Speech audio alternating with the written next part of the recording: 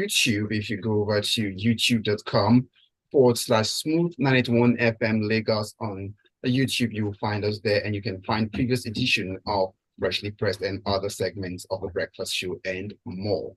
So let's get into it. Let you know, we'll get to hear from you when you send in your response to the headline this morning on 0809-444-0981 would be where we expect to read your reactions to the newspaper headlines.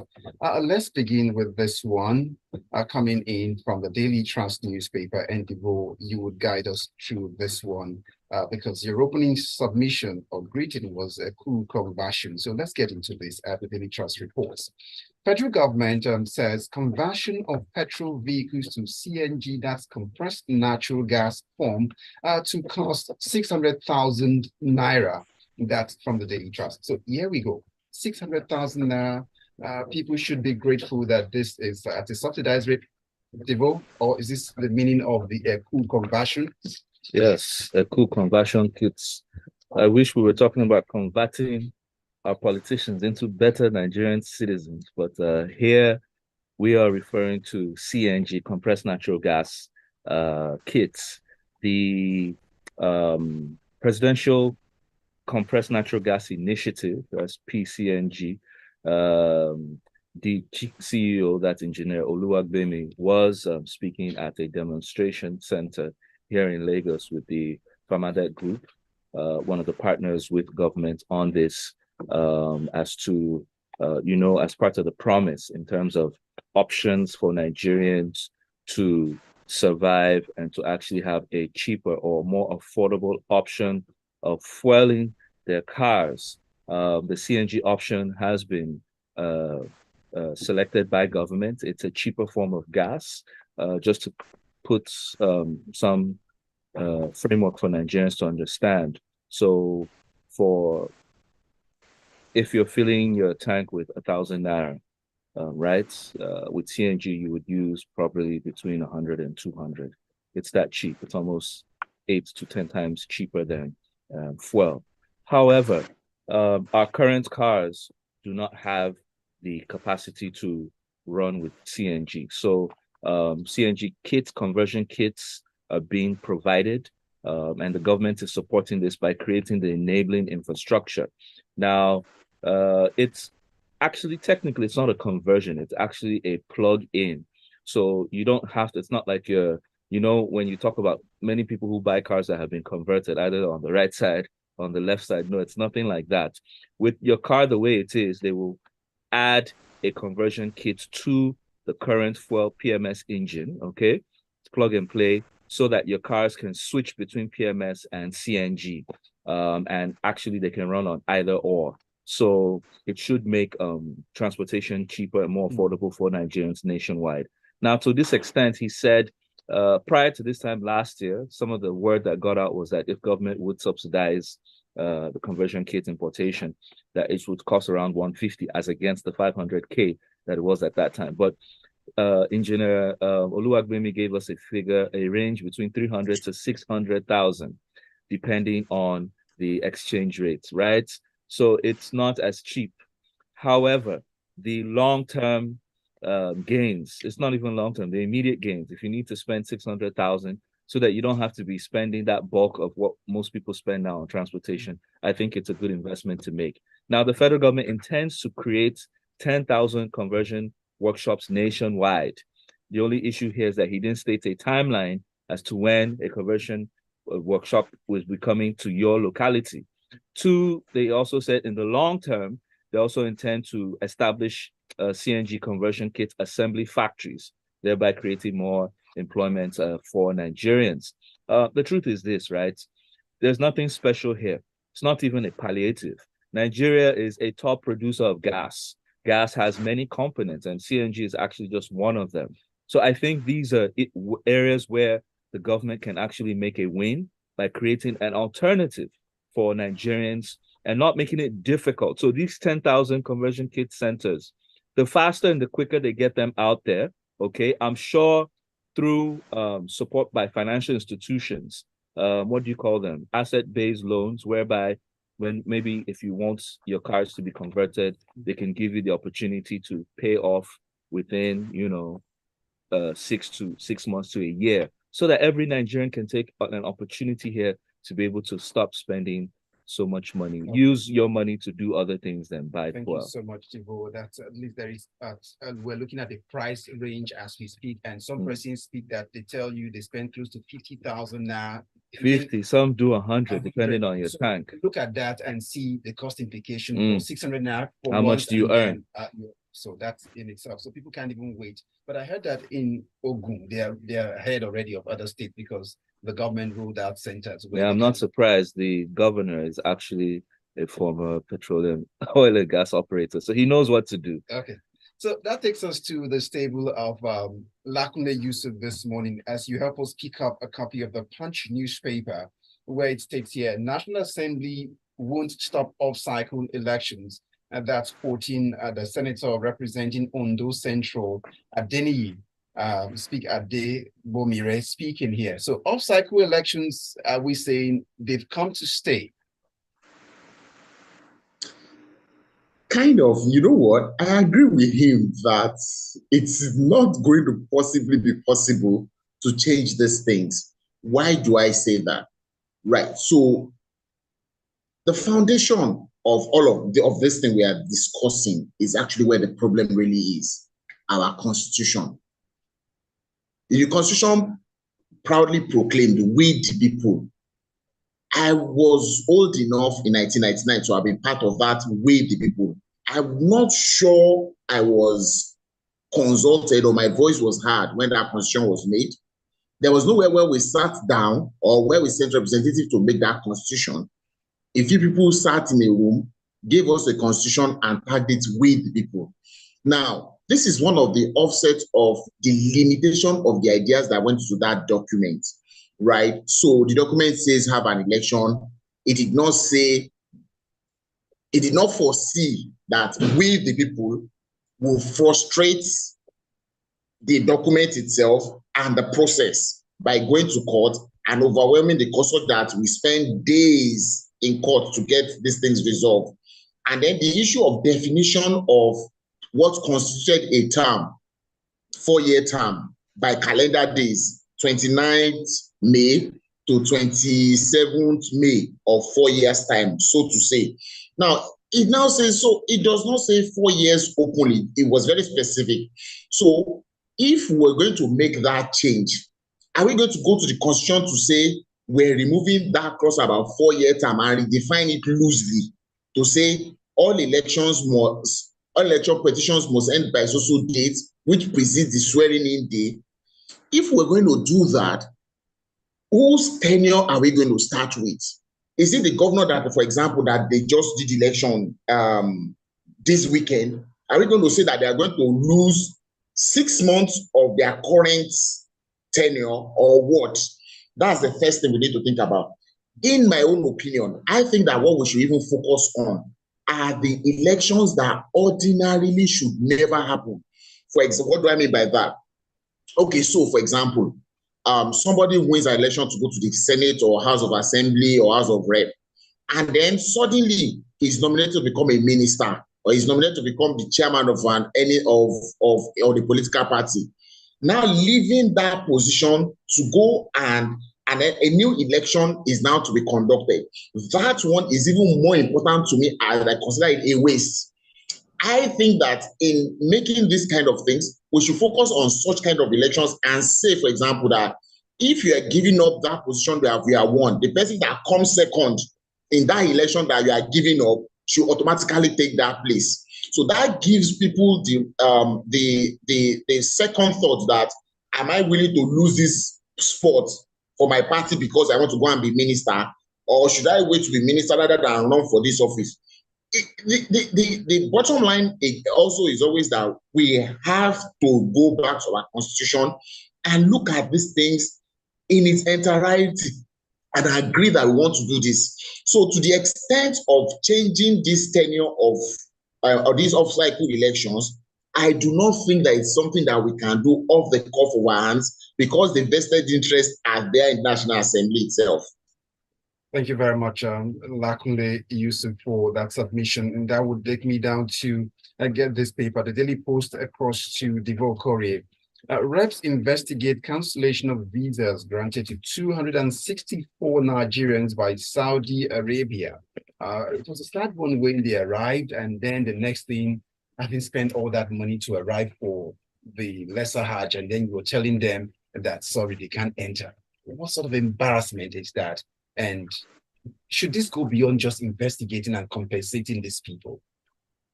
Yes, even up till now, we don't have full information as to what happened. However, what we can say, which has already taken place, was the more or less rejection or repatriation or cancellation of visas upon entry of about 264 Nigerians. The embassy on ground in Jeddah had to intervene, and they sent back about 177 immediately. Now, this was based on the fact, this was despite the fact that all the people who traveled in this Air Peace flights for pilgrimage had certified visas, okay? So we would ask you to just hold it a bit. We'll get back to how they got there and what can be done after now. It's still freshly pressed on Smooth 98.1 FM.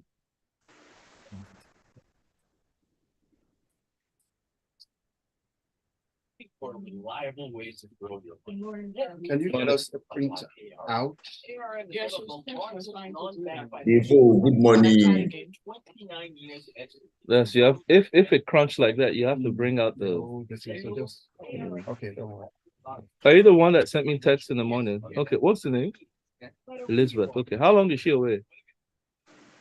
3 weeks. Okay. Bring back our Miriam. That has to be. What is it? Look at what this guy said. Yeah. Well, we have to. That's like 200,000. So I don't see this thing is still quite expensive.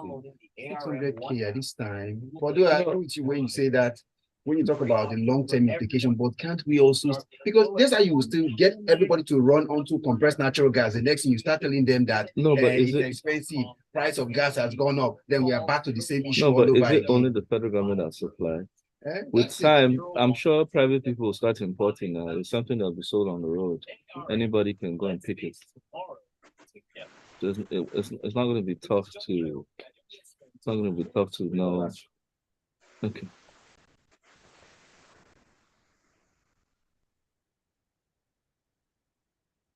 We're Smooth 98.1 FM. It's still freshly pressed. And Devoe, you got us talking on that very unfortunate incident that you were explaining some of the issues around how they were sent back. Yeah, so about 264 Nigerians landed with certified visas, and they were counseled upon entry. So with the embassy's intervention, about 177 was sent back to Nigeria. And that's why I said, till date, we don't know. It's still sketchy as to what really happened. However, the National Assembly has taken a swift move as the House of Representatives and moved a motion for the federal government to take urgent diplomatic steps to redress this, to save the image of the Nigerian sovereignty. One, two, to ensure full implementation of BASA. BASA is a bilateral air service agreement that's between two countries. We have that across the world with different nations, and what that includes is you rub my back, I rub yours. I give you this, you allow 10 of my planes to enter your country to pick passengers. I will likewise allow 10 of your planes to enter. And if that is in place regarding movement of Nigerian flights to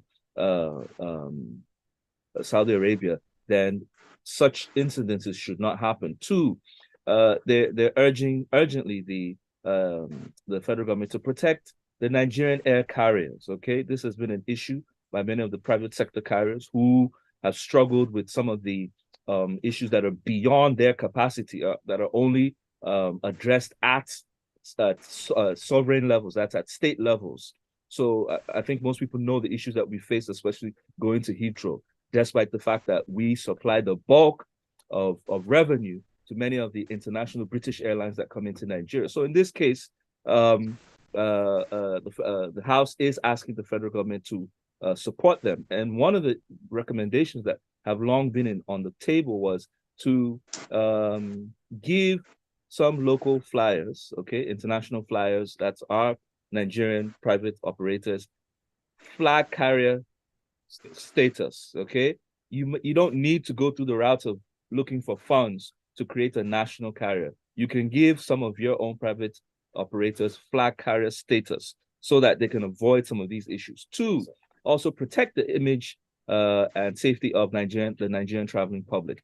Now, some experts have said there's a bit of aeropolitics involved here because prior to this time, it was a Saudi airline that was picking up passengers from Nigeria and taking them at a higher price, then entered Air Peace into the game, offered a lower price point, and literally shifted the customer base of those going. Well, we're yet to understand whether this was behind the roots. That's one. Two, some have also said that the federal government should employ reciprocity, that you cannot disgrace. This is not about the president being in Saudi, whether he's there or not. You just cannot treat our citizens like that. If you had already confirmed that they had visas, reciprocity simply means what you've done to my people, I will do to yours. And I think we've done this in other instances. It was done in some parts when we had issues with people entering South Africa. It was done in some issues, even where we had issues. I think the presidency was that's a reversal that took place with the United Arab Emirates. We're yet to get the full details as to how that was redressed. But the truth is, I expect to hear more from the Minister of Foreign Affairs in this regard as to what happened and how they can address this squarely. So there are a lot of details out there, so we don't get into the realm of speculation until we get the official full report. Right. Let's just let it start because there's been issue of the status of the visa with which some of these passengers came in. No. It's been cleared that yes. it's been cleared that the visa status was certified, but why it was cancelled upon entry is what we need to await the news on. Lakunle, help us understand this next one. This is investment related, and it's from the Premium Times stating that Nigeria's environment not attractive for investment. If this kind of headline is coming across at this time, so what then are we doing at the various investment summits going on as the year comes to an end? Right. Okay, so I want to look at this story from a different perspective. I'm assuming that the reporter used his own words. When you give the same set of data to two different people to analyze, you may get completely different outcomes depending on who is analyzing the data. So, is Nigeria environment attractive to people to come to do business? I think yes, it is. All the indices are there to show that if you come to Nigeria to do business, you are likely more like 60 to 70% to succeed than to fail. So, but what exactly now is the problem? How to get to start the business are the problem. In the last 8 years or 9 years now going, we talked about ease of doing business. We know what the problems are with common registration. We know how it was easy in the last 6, 7 years to register a business without leaving the comfort of your room. We know what has happened in the last 2 weeks or 3 weeks since the incumbent Director General of CAC was removed. We know what happens with things like getting CFO. We know what it is like with getting tax. We know what it is like with getting your agreed cash to be repatriated. We know what it is like with a lot of all of these things, the multiple taxes and all that. But despite all of these things, people still want to come to Nigeria to do business. So in that light, it means that there's some attraction here for people to want to come and do business. So maybe then what we are looking at here is those things that will probably stop people from coming here to do business. And these are the things that I've highlighted. And those are the things that we need to get rid of. How do we get rid of those things? First, us the people, our attitude towards all these things. Everybody sees an opportunity to fleece the next person. Somebody wakes up, makes a law that suits a particular point in time and then affects the past or the future. Look at the case with repatriation of monies by foreign organizations in Nigeria today. Look at the influx of money into one Nigerian stock exchange. Look at the way with which everybody hurried to take their money out when our election cycle comes around. So Those are the kind of things that I think are really, really the problem. Despite that, if somebody told MTN in 2000 not to come to Nigeria because of these things, they will look at us today and say, and you said we should not come. But look at the business they are making in Nigeria today, and so on and so. So for me, I think that where the problem is what we should look at, like they said in that report, that we should look at spending more on infrastructure than on recurrent expenditure. Thank you very much, Lakunle. So let's go over Devoe. Help us understand labor matters, and it's still reported from the Premium Times. NLC, TUC, ASU, others defy court order, begin the partial strike as it is, but then in terms of the impact is what people are saying, it looks like partial in terms of the effectiveness. But help us understand all of this, and where do you see this ending? If you can do this in a minute. Well, it's a test of who has more collective will here. Labour seems extremely miffed at the lack of response by the federal government to the alleged assault on their president November 1st in Imo State, which did not start today. And remember, the state government also responded on this matter, saying in a way that was almost staring the hornet's nest by saying, "What were you doing in Okorie?" Now, beyond that, Labour had raised this issue, and initially they started by grounding flights going to Okorie just before the Guber elections last Saturday at the Lagos, Abuja, and airports. Then also they called on their affiliates nationwide, both Labour and TUC, to join them, and this includes aviation, maritime, teachers, telco, power sector, as many as possible. And they started yesterday, and they've been going around to see how they can enforce compliance from their members. Now, the truth is this, right? I don't think this should degenerate to this level. I think some people, like a past former leader who is now in the Senate, Oshomole, had said it was inappropriate. However, you see, government has to learn to respect its own people. It's not the Joe Ajero that was assaulted. It was the president of the union that covers all workers within Nigeria. I think by now they should have reached out to try and address this so that at the end of the day, we can save ourselves from this loss in man hours that comes with every strike. Okorie. So Lakunle, Yusuf, help us understand this too as we raise so that we can get down to get the messages in. I see them, they're waiting already. So let's understand this one from the Punch. President Tinubu inherited a bankrupt country. That's Noah Ribadu, the National Security Advisor, speaking. Is this, from a security standpoint, this statement, how impactful would this be for the government dropping this? Omas, from whatever standpoint, I think that President Tinubu and his team should focus on the job at hand. We're tired of excuses. We had excuses for the last 8 years. We had excuses for the 4 years before. We had excuses for the 4 years before. We had excuses for the 8 years before. I think that we should focus on the job. We already knew. We assumed that they knew what they were going into before they put themselves, they dropped their hearts in the ring, that they wanted to lead Nigeria, and they promised that they were going to solve all our problems. All these problems they knew existed.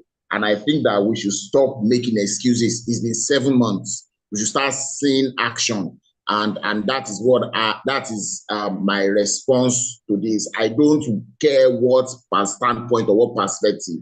Let us start seeing that you are capable of doing it. You have said that we should not pity you, that you begged for the job, right? So it's the same party. Let us see you do the job. Thank you very much. Let's go to our messages. I see Shegun here with a message. As the CNG alternative exhaustively being explored, are there no demerits to the use of CNG, especially with the volatility of gas? What is no one talking about? Why is no one talking about refineries? Isn't it that a shame that the giant of Africa can refine its own oil? This government and sound bites. That's from Shegun. And then I've got JP's message here saying the cost savings for PMS to CNG is well, like 40 to 50%. What needs to happen on the finance is development interest loans sub 10% to enable this. Trucks for foodstuff from farms to cities must be a focus alongside mass transport. That's what JP sent in. I've got Ayo's message here, and he says Devoe and all of these what he calls, how's it called?